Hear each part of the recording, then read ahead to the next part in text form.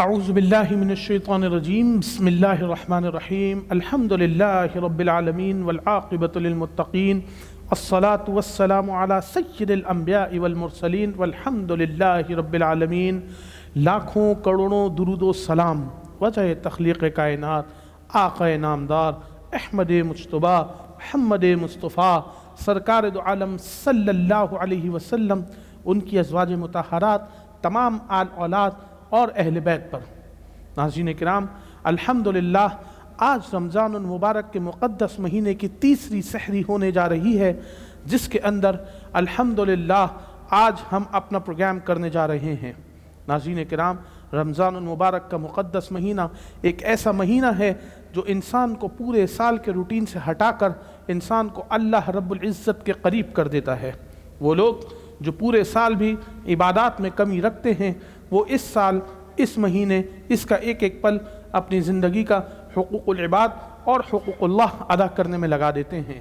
جیسے کہ ہم اور آپ آقا نامدار احمد مجتبیٰ محمد مصطفیٰ سرکار دو عالم صلی اللہ علیہ وسلم کے امتی ہیں، اور ہم پر اس مہینے کے روزے فرض کر دیے گئے ہیں، کیونکہ ہم اور آپ اسلام کے پیروکار ہیں۔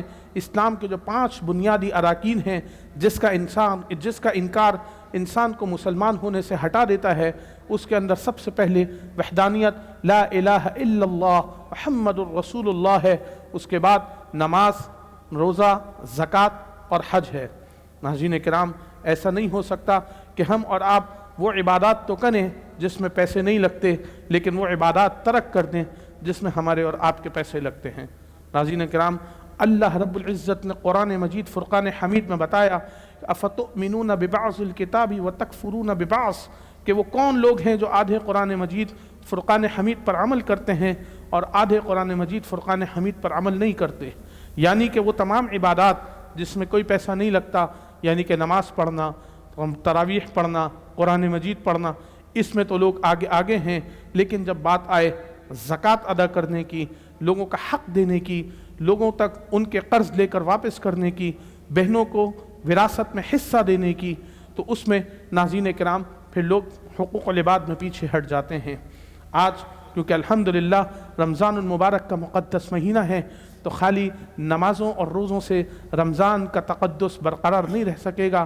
ناظرین کرام، ہمیں اپنے اس مبارک مہینے کے اندر ان لوگوں کا بھی خیال کرنا ہے جن لوگوں کی ذمہ داری اللہ رب العزت نے مجھ پر اور آپ پر کی ہے۔ وہ کیسے ہوگی؟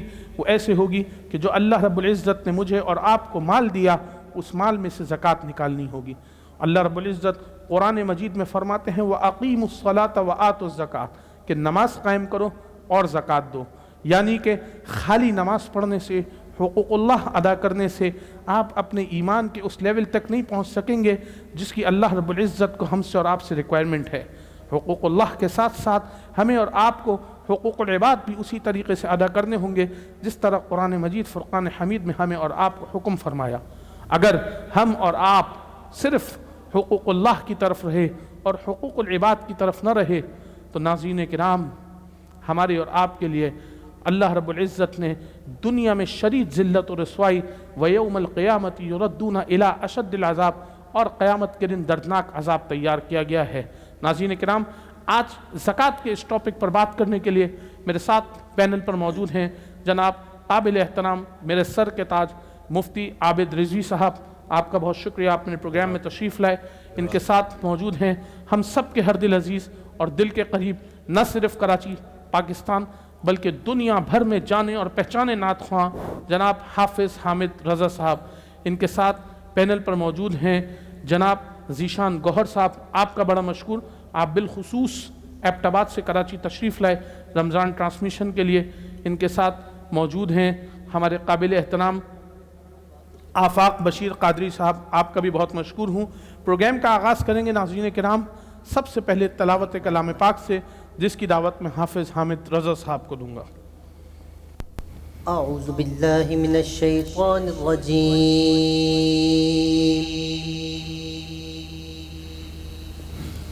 بسم اللہ الرحمن الرحیم۔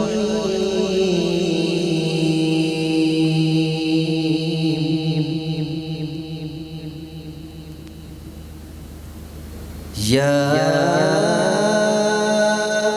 أيها الإنسان ما غرك بربك الكريم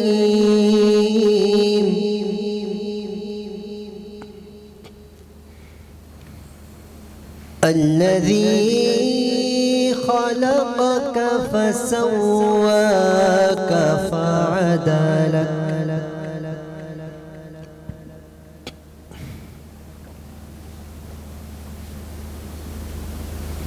الذي خلقك فسواك فعدلك في أي صورة ما شاء ركبك ما شاء الله ما شاء الله. كلا بل تكذبون بالدين وإن عليكم لحافظين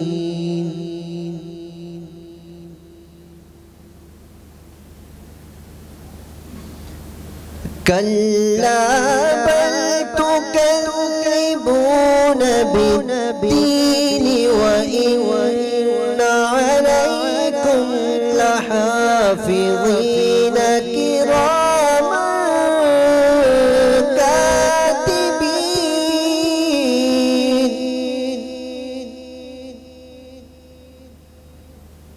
كراما كاتبين يعلمون ما تفعلون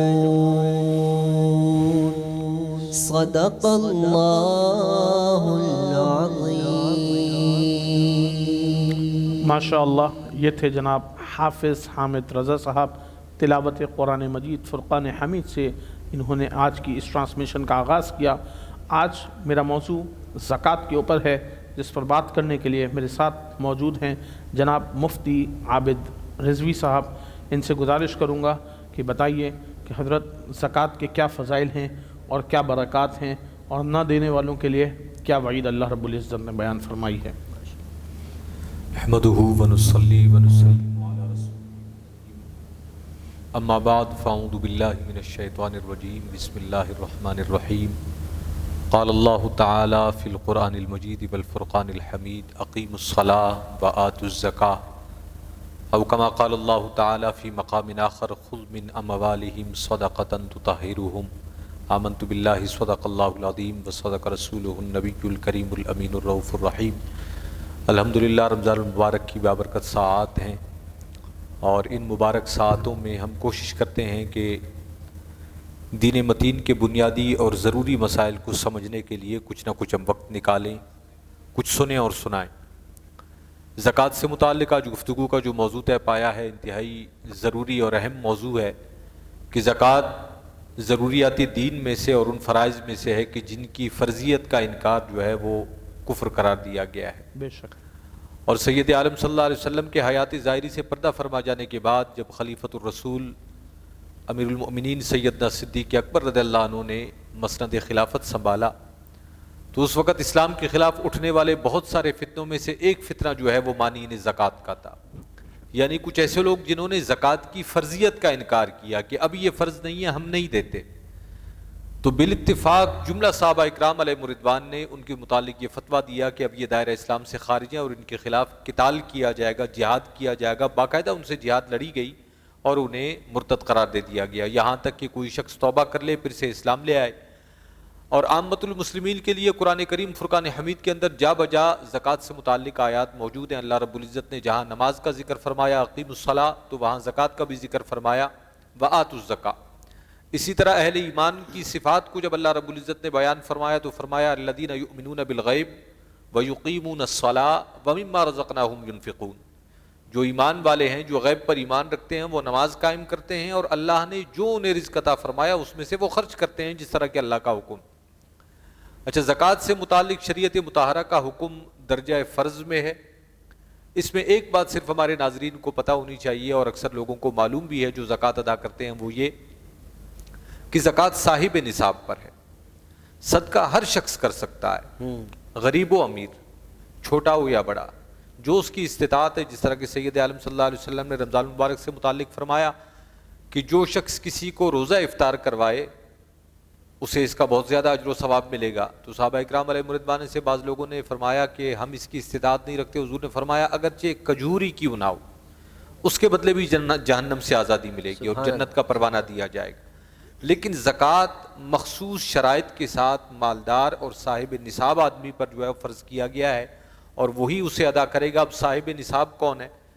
نصاب میں اس کے پاس یا سونا یا چاندی یا سامان تجارت یا کیش کرنسی کی صورت میں رقم ہو. یہ وہ تمام اموال ہیں کہ جن پر زکوٰۃ ہو سکتی ہے جب وہ یہ خاص مقدار کو پہنچ جائیں. مثلا سونا ہے تو 7.5 تولہ، چاندی ہے تو 52.5 تولہ. سامان تجارت یا کیش کی صورت میں اگر کوئی رقم ہو تو اس کا نصاب چاندی کے اعتبار سے نکالیں گے. 52.5 تولہ چاندی کی جو قیمت بنتی ہے اگر اس قیمت تک اس کے پاس مال ہے تو اب یہ صاحب نصاب. اچھا فرض کیجئے کہ آج کے تاریخ میں نے اپنے پاس موجود سرمایے کا حساب لگایا اور وہ اس مقدار کو پہنچتا ہے جسے شریعت نے نصاب کے طور پر مقرر کیا ہے، تو آج میں صاحب نصاب ہوں. آج سے 1 سال تک میرے پاس وقت ہے. جیسے ہی سال پورا ہوگا اب زکوٰۃ ادا کرنا مجھ پر فرض. ایک مسئلہ آپ سے پوچھنا چاہتا ہوں، میرے ذہن میں نکل نہ جائے. اگر کسی شخص کے پیسے اس کے دوست کے پاس بطور قرض ہوں یا بطور امانت رکھوائے گئے ہوں، مثال کے طور پہ آپ 10 لاکھ روپے میں نے اپنے پیسے اپنے ایک دوست کے پاس بطور امانت رکھوائے ہوں کہ میں تم سے 2-4 مہینے کے بعد لے لوں گا یا کسی کام میں استعمال میں لے لوں گا، اس کے اوپر بھی زکوٰۃ ہوتی ہے؟ یہ مسئلہ ہمارے معاشرے میں بہت ساری صورتوں کے اندر موجود ہے. آپ نے جو مسئلہ پوچھا ہے یہ تو تھوڑا آسان ہے. اس سے زیادہ بڑا مسئلہ ہوتا ہے کمیٹیوں کا. ہمارے یہاں BCیاں ڈلتی ہیں. جی بالکل ٹھیک ہے. ان تمام صورتوں میں آپ یہ قاعدہ ذہن میں رکھ لیجئے کہ ہر وہ مال جو آپ کا ہے، جو آپ نے کسی کو دے رکھا ہے اور اس سے وقت طے ہے کہ وہ واپسی دے گا، اس پر آپ کے لیے زکوٰۃ ہے. آپ اسے اپنے اس نصاب میں شامل کریں گے جب اپنے مال کا حساب لگیں گے. اچھا اسی طرح اگر کسی کی رقم آپ نے دینی، فرض کیجئے میں نے کسی کا 10 لاکھ روپے قرض دینا ہے، اب جب میں حساب کرنے بیٹھوں گا تو سب سے پہلے اس قرض کی رقم کو منہا کر دوں گا کہ وہ میرا نہیں ہے، وہ کسی اور کا ہے.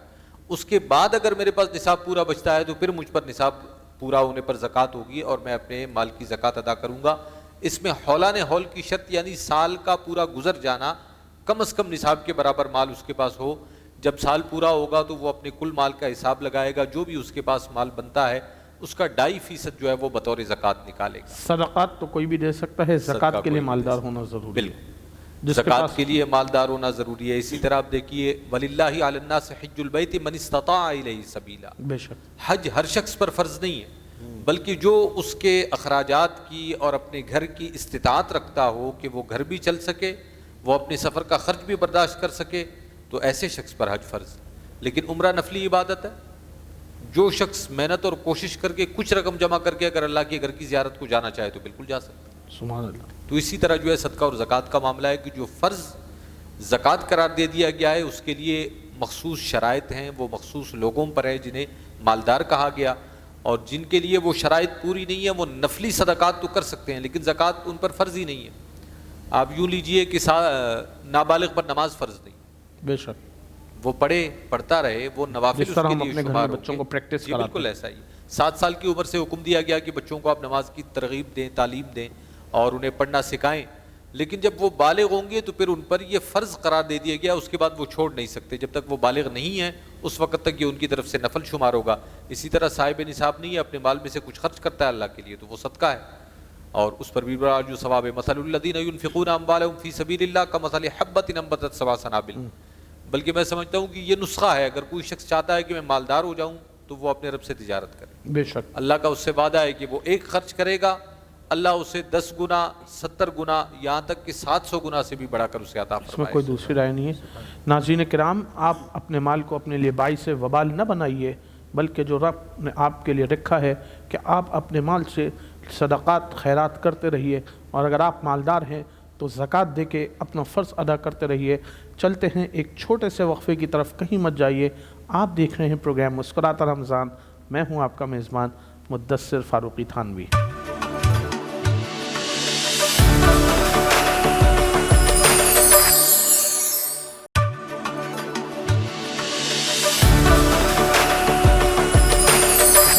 مرتبہ پھر حاضر خدمت ہیں. آپ دیکھ رہے ہیں پروگرام مسکراتا ہوا رمضان سیٹ انٹرٹینمنٹ پر. میں ہوں آپ کا میزبان مدثر فاروقی تھانوی. رمضان کے روزے ہیں، ان کو اپنے اوپر طاری نہ کیجیے، بلکہ مسکراتے رہیے، ہنستے رہیے، اور لوگوں کو ہنسنے مسکرانے کا موقع بھی دیتے رہیے. لوگوں کا خیال کیجیے، اپنے ارد گرد دیکھتے رہیے کون ہے جو آپ کے خاندان میں، آپ کے قرب و جوار میں، آپ کے محلے میں، آپ کے ماتحت لوگوں کے اندر اس وقت مسکرا نہیں رہا. کسی غم کی وجہ سے اس کا اوپر اگر کوئی دل پر بوجھ ہے، اس کے بوجھ کو ہلکا کرنے کی کوشش کیجیے.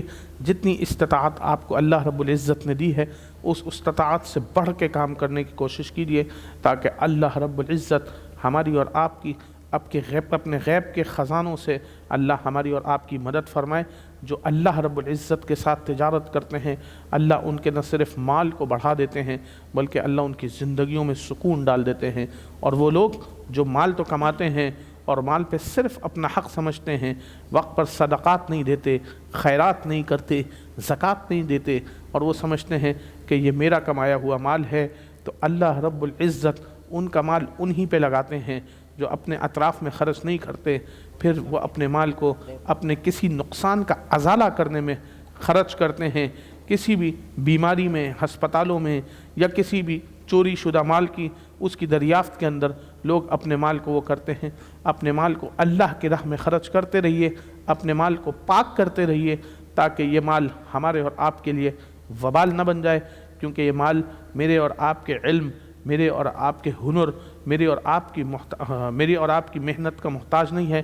ناظرین کرام، یہ مال اللہ کی عطا ہے. اللہ جسے چاہتے ہیں نواز دیتے ہیں. اللہ نہ چاہیں تو انسان ساری زندگی محنت کر کے علم حاصل کر کے مر جائے، تو میرا اللہ اسے اگر مال نہ دینے پر آئے تو وہ مال نہیں کما سکتا.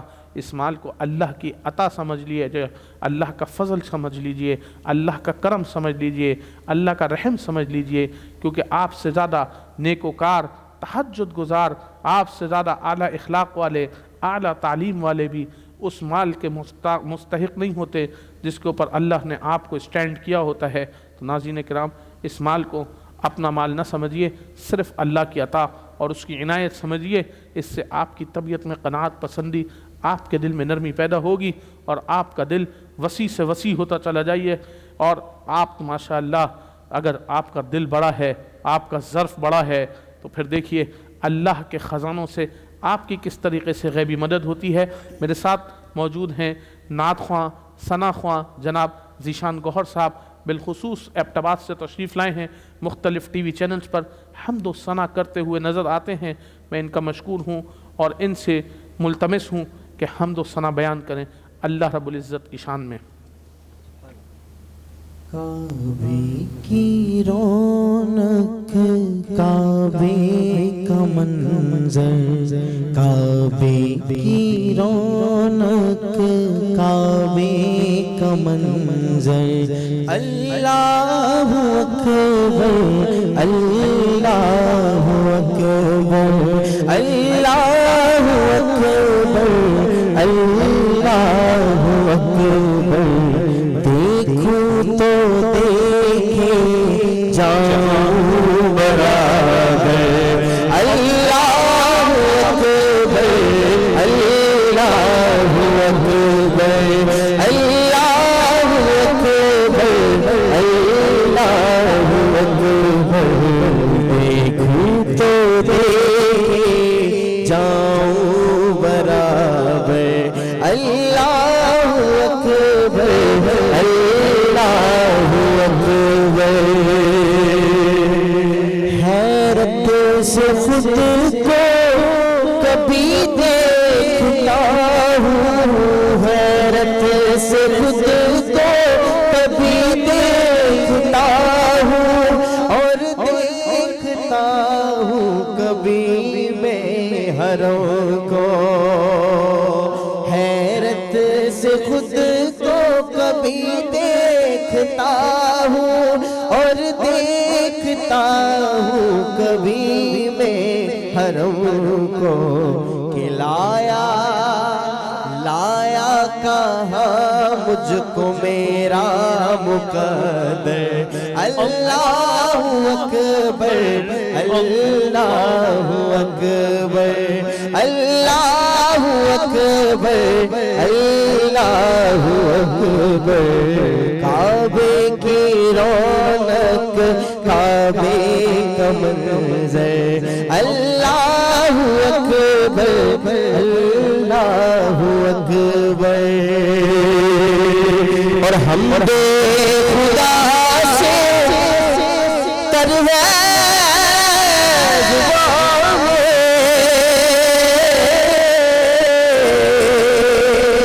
حمد خدا سے تر ہے زبان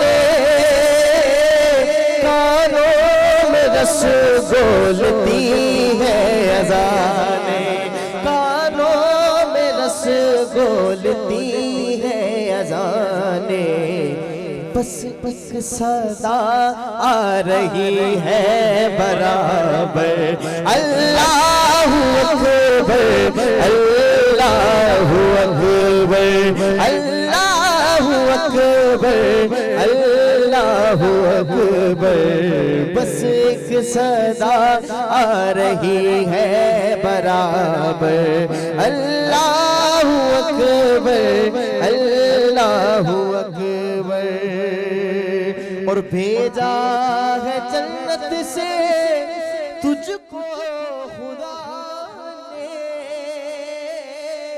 چوما ہے تجھ کو میرے مصطفیٰ نے چوما ہے تجھ کو میرے مصطفیٰ نے چوما ہے تجھ کو میرے مصطفیٰ نے اے حجر اسود تیرا مقدر اللہ اکبر اللہ اکبر اے حجر اسود تیرا مقدر اللہ اکبر اللہ اکبر کعبے کی رونق کعبے کا منظر اللہ اکبر اللہ اکبر سبحان اللہ، ماشاء اللہ، جزاک اللہ۔ یہ تھے قابل احترام جناب ذیشان گوہر صاحب، فرما رہے تھے کعبے کی رونق کعبے کا منظر، اللہ اکبر اللہ اکبر پڑھتے رہے، اور مجھے ہر وہ پل یاد آتا رہا جب میں حج پہ رہا، عمروں پہ رہا، تو کعبے کے سامنے کھڑے ہو کر جو فیلنگز آتی ہیں وہ اس وقت بالکل مجھے اسی طریقے کی سیم ٹو سیم فیلنگز آ رہی تھیں۔ بڑی درد بھری آواز میں کیا حضرت، کیونکہ آج ہمارا موضوع زکوٰۃ ہے، زکوٰۃ دینے کے اوپر فضائل ہیں، برکات ہیں، یہ بتائیے کہ جو زکوٰۃ کا انکار کرتے ہیں، زکوٰۃ دینے کے اندر جو ہے وہ ہیلے بہانے کرتے ہیں، اپنے مال کو اللہ کے ساتھ تجارت میں نہیں لگاتے، ان کے لیے میرے اللہ رب العزت کی کیا وعیدیں ہیں، کیا حکم ہے پروردگار کا، ذرا بتائیے میرے ناظرین کرام کو۔ زکوٰۃ کے حوالے سے ہم نے یہ گفتگو کی کہ زکوٰۃ کن لوگوں پر فرض ہے، یعنی صاحب نصاب مرد و عورت پر زکوٰۃ فرض ہے۔ اچھا، اس کی فرضیت کے بعد اب مرحلہ آتا ہے کہ اگر کوئی نہ دے تو اس کا کیا حکم؟ جی بالکل۔ تو نہ دینے والے پھر دو طرح کے لوگ ہیں، ایک وہ جو اس کی فرضیت کا منکر ہو تو ایسا شخص بالاتفاق دائرہ اسلام سے خارج، بے شک۔ دوسرے وہ لوگ ہیں جو فرضیت کے تو منکر نہیں ہیں، اس کو اللہ کا حکم اور قرآن کی آیات کی روشنی میں اس مسئلے کی حقانیت اور فرضیت کو سمجھتے ہیں، اس پر ایمان بھی رکھتے ہیں، لیکن کسی سستی اور کاہلی کی وجہ سے یا حب دنیا کی وجہ سے مال کی زکوٰۃ نکالنے میں تاخیر کرتے ہیں یا نہیں نکالتے، تو ایسے لوگوں کے لیے بڑی وعیدیں قرآن و حدیث میں وارد ہوئی ہیں۔ سید عالم صلی اللہ علیہ وسلم نے فرمایا کہ قیامت کے دن ایسے لوگوں کے مال کو پگھلا کر ان کے پشتوں پر اور ان کے پیشانیوں پر داغا جائے گا، انہیں کہا جائے گا کہ یہ ہے وہ خزانہ جسے تم دنیا میں سنبھال کر رکھتے تھے۔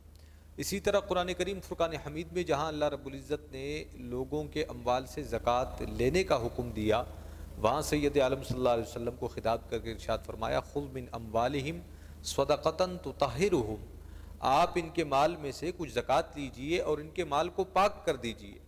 تو زکوٰۃ مال کو مصیبتوں سے، پریشانیوں سے، آنے والی آفات سے محفوظ کرنے کے لیے اللہ کا ایک حکم ہے۔ اگر کوئی شخص اسے نکالتا ہے، وہ مال کا شکر ادا کرتا ہے، اس کا حق ادا کرتا ہے، تو پھر اللہ کا وعدہ ہے لئن شکرتم لازیدنکم، تم شکر کرو گے تو اللہ اس میں برکت عطا فرما دے گا. اور اگر کوئی ناشکری کرتا ہے، کفران نعمت کرتا ہے، جس طرح آپ نے انٹرو میں کہا کہ ہم میں سے جس کے پاس جو بھی نعمت ہے وہ محض عطا الہی ہے، اللہ کا فضل. بے شک ایسا ہی ہے. اور ہونا بھی یہی چاہیے کہ ہم اسے اللہ کا فضل ہی جانیں. بے شک اگر ہم اسے اپنی ذات کا کمال کبھی غلطی سے سمجھ بیٹھیں اللہ نہ کرے. تو پھر ہمیں معاشرے میں نظر دوڑانی چاہیے کہ ہم سے زیادہ عقل والے، ہم سے زیادہ خوبصورت، ہم سے زیادہ تعلیم یافتہ لوگ، ہم سے زیادہ ڈگریوں والوں کی چپلیں گھس گئیں 2 وقت کی روٹی کے بے لیے. شک ایسا ہی ہے. اگر اللہ نے آپ کو دیا ہے تو یہ فقط اس کا فضل ہے، ہماری ذات کا کمال نہیں. جب اس کے فضل کو مانتے ہیں تو پھر اس کا شکر بجا لانا لازم ہے، اور اس کے حکم کے مطابق اس مال کو خرچ کرنا چاہیے. نہ خرچ کرنے کی صورت میں جو سب سے بڑی بیماری مال کے اندر پڑتی ہے، جس سے زکوٰۃ اسے محفوظ کر دیتا ہے، وہ ہے بے برکتی. آپ یہ دیکھیے کہ قرآن کریم فرقان حمید کے اندر نماز جمعہ سے متعلق یہ آیہ مبارکہ ہے، اذا نودی للصلاۃ من یوم الجمعۃ فاسعوا الی ذکر اللہ وذروا البیع. جی جی جمعے کے دن جب تمہیں نماز کے لیے ندا کی جائے تو کاروبار کو چھوڑ دو اور اللہ کے ذکر کی طرف دوڑ پڑو.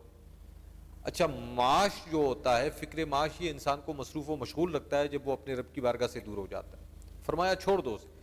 اچھا، فَإِذَا قُضِيَتِ الصَّلَاةُ فَانتَشِرُوا فِي الْأَرْضِ، جب نماز پڑھ لو، نماز سے فارغ ہو جاؤ، اب زمین میں پھیل جاؤ.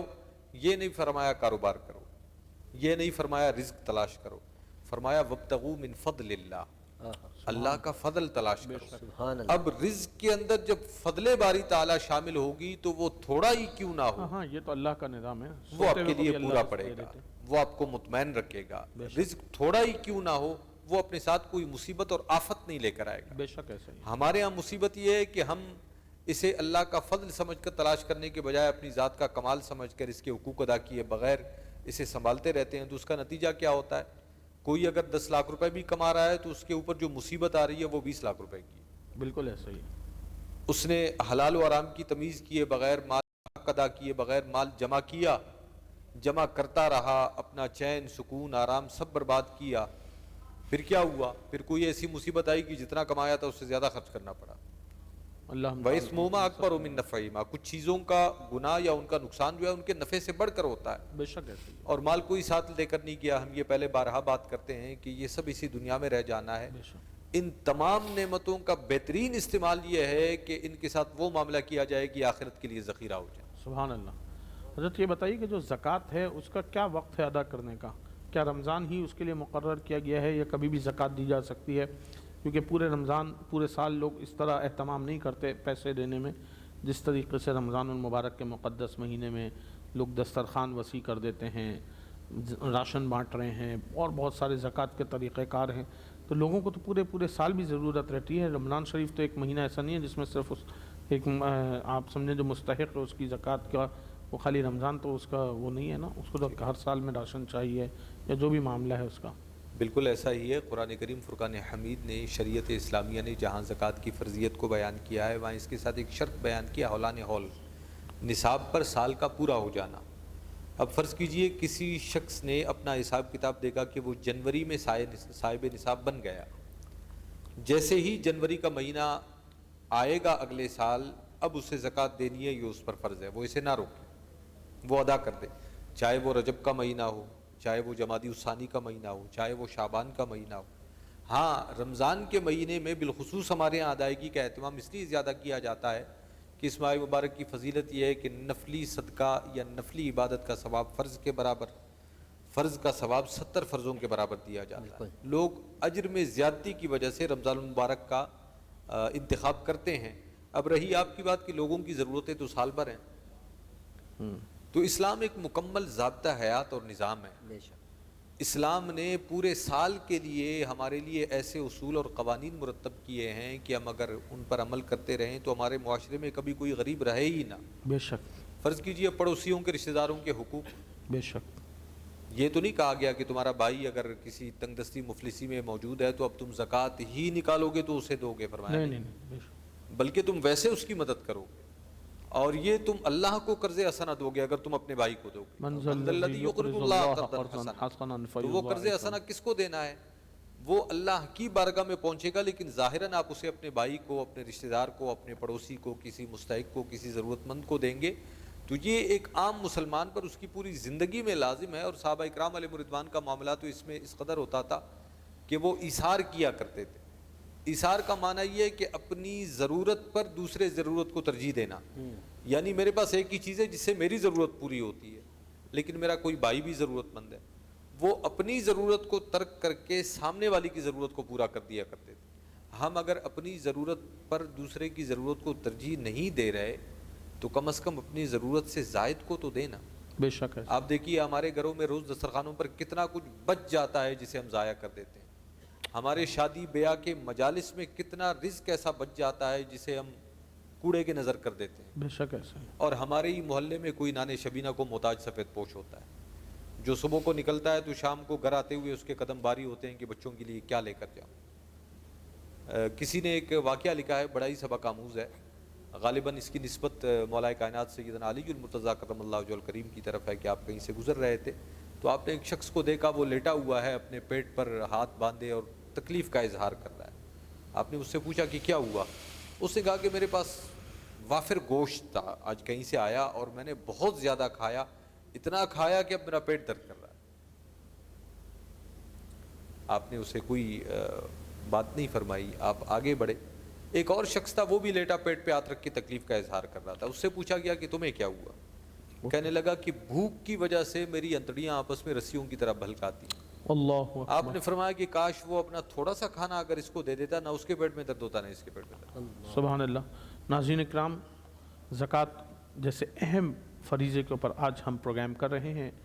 چلتے ہیں ایک چھوٹے سے وقفے کی طرف، کہیں مت جائیے. آپ دیکھ رہے ہیں پروگرام مسکراتا رمضان صرف سیٹ انٹرٹینمنٹ پر. میں ہوں آپ کا میزبان مدثر فاروقی تھانوی.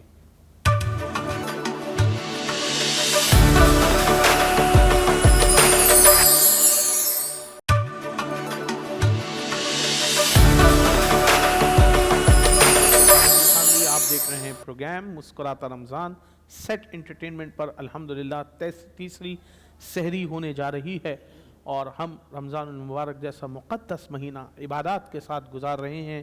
نہ صرف نماز قرآن کر رہے ہیں، اللہ کی رضا محمد رسول اللہ صلی اللہ علیہ وسلم سے وفا کی خاطر روزہ رکھ کر اپنے نفس کو بھی پاک کر رہے ہیں.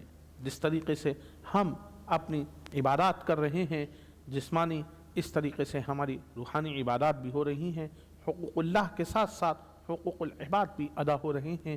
کوئی نماز پڑھ رہا ہے تو ساتھ ساتھ زکوٰۃ بھی دے رہا ہے. دسترخوانوں کو وسیع کر دیا گیا ہے، لوگوں نے اپنے دلوں کو دوسروں کے لیے نرم کر دیا ہے. ناظرین کرام، یہی وہ مہینہ ہے جو ہمیں اور آپ کو سلیقہ سکھاتا ہے پورے سال کس طریقے سے زندگی گزارنی ہے.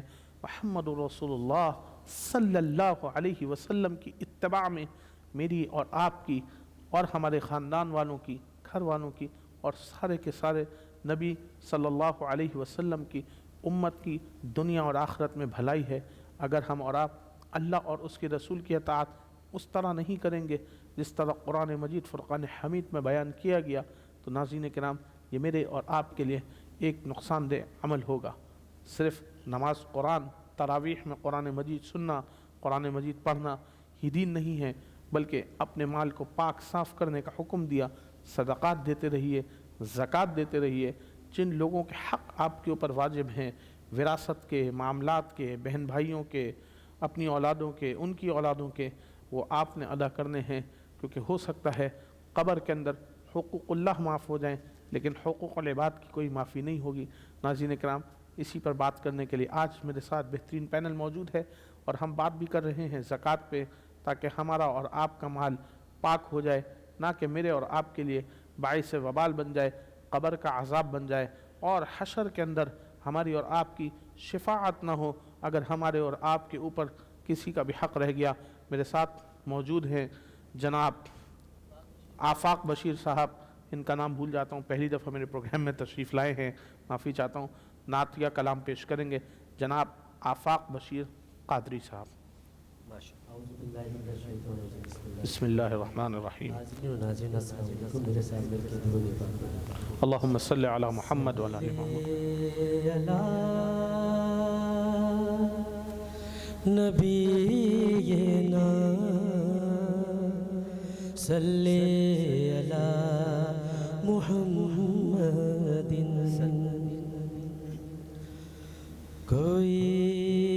سلیقہ ہے آرزو کا، سبحان اللہ. کوئی سلیقہ ہے آرزو کا، نہ بندگی میری بندگی ہے، یہ سب تمہارا کرم ہے آقا، کہ بات اب تک بنی ہوئی ہے، کوئی سلیقہ ہے آرزو کا، عطا کیا مجھ کو درد الفت، کہاں تھی خطا کی قسمت، عطا کیا مجھ کو درد الفت، کہاں تھی خطا کی قسمت، میں اس کرم کے کہاں تھا قابل، حضور کی بندہ پروری ہے، اور بشیر کہیے نذیر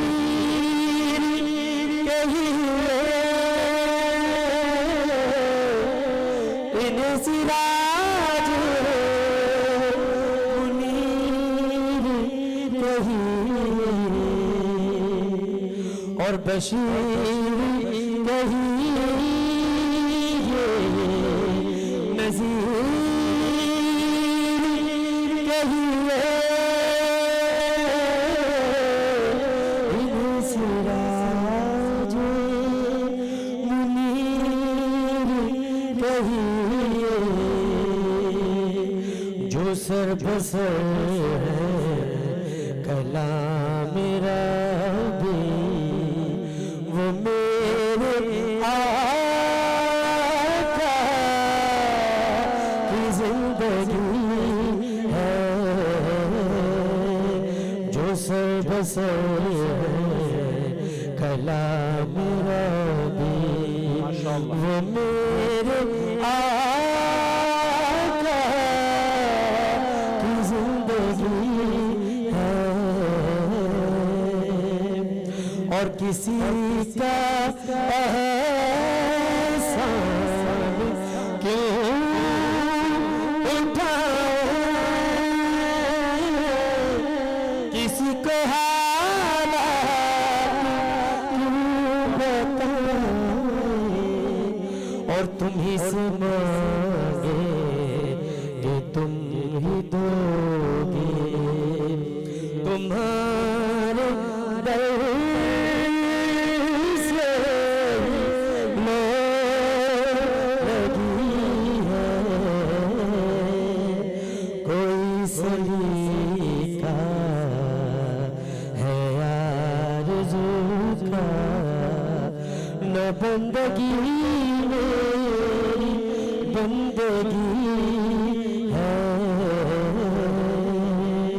یہ سب تمہارا کرم ہے آقا، کہ بات اب تک بنی ہوئی ہے، جزاک ماشاءاللہ یہ سب تمہارا کرم ہے آقا کے بات اب تک بنی ہوئی ہے، اس میں کوئی دوسری رائے نہیں ہے کہ سب رب کے کرم، اس کے فضل اور اس کے رحم اور اس کی عطا سے اللہ رب العزت نصیب کرتے ہیں. ہمارا علم، عمل، عقل سب پیچھے رہ جاتا ہے جب اللہ عطا کرنے پہ آتے ہیں، اور اگر اللہ عطا کرنے پہ نہ آئے تو انسان کا پھر وہ کسی کام کا نہیں رہتا۔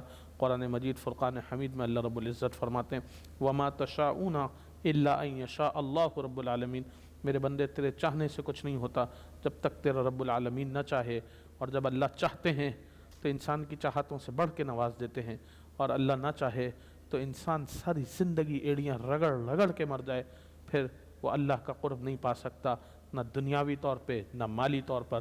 اپنا مال پاک صاف رکھیے، وقت پر زکوٰۃ دیتے رہیے، صدقات خیرات کرتے رہیے، اپنے بہن بھائیوں کا، ان کی اولادوں کا، رشتہ داروں کے حقوق کا خیال کیجیے، اپنے محلے داروں کا، اپنے جو آپ کے ساتھ ماتحتین ہیں ان سب کا خیال کیجیے، تاکہ اگر آپ کے ساتھ والے راضی رہیں گے تو اللہ رب العزت آپ سے راضی رہے گا۔ یہ اللہ رب العزت کے رزق دینے کا بہت ہی آسان ترین انتظام ہے، اور اہتمام ہم نے اور آپ نے کرنا ہے کہ اگر ہم اور آپ اپنے آپ کو اللہ کے آگے سرخرو رکھنا چاہتے ہیں، نبی صلی اللہ علیہ وسلم کے آگے سرخرو رکھنا چاہتے ہیں، تو اپنے مال سے اپنے اللہ رب العزت کے ساتھ تجارت کیجئے۔ یہ نہ سوچئے کہ میں نے یہ کام کیسے کرنا ہے، کام آپ نے کچھ نہیں کرنا ناظرین کرام، سب اللہ رب العزت نے کرنا ہے۔ شادیاں، تعلیم، خرچے، اولادوں کا پلنا، ان کا بڑا ہونا، یہ سب میرے اللہ رب العزت کے ہاتھ میں ہیں۔ ہمارے اور آپ کے ہاتھ میں تو اگلی سانس لینے کا بھی اللہ نے ہمیں اور آپ کو حق نہیں دیا۔ ان اللہ علی کل شیء قدیر، ساری شے پہ بھی اللہ کی قدرت ہے، وہ جو چاہتے ہیں وہ ہو جاتا ہے، وہ نہ چاہیں تو انسان چاہ بھی نہیں سکتا۔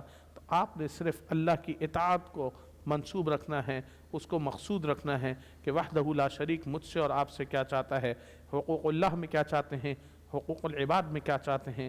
اگر میں اور آپ حقوق اللہ اور حقوق العباد کو بیلنس لے کر چلتے رہیں تو کوئی شک نہیں کہ میں اور آپ دنیا میں بھی خسارہ نہیں پائیں گے، قیامت کے دن بھی خسارہ نہیں پائیں گے انشاءاللہ تعالی۔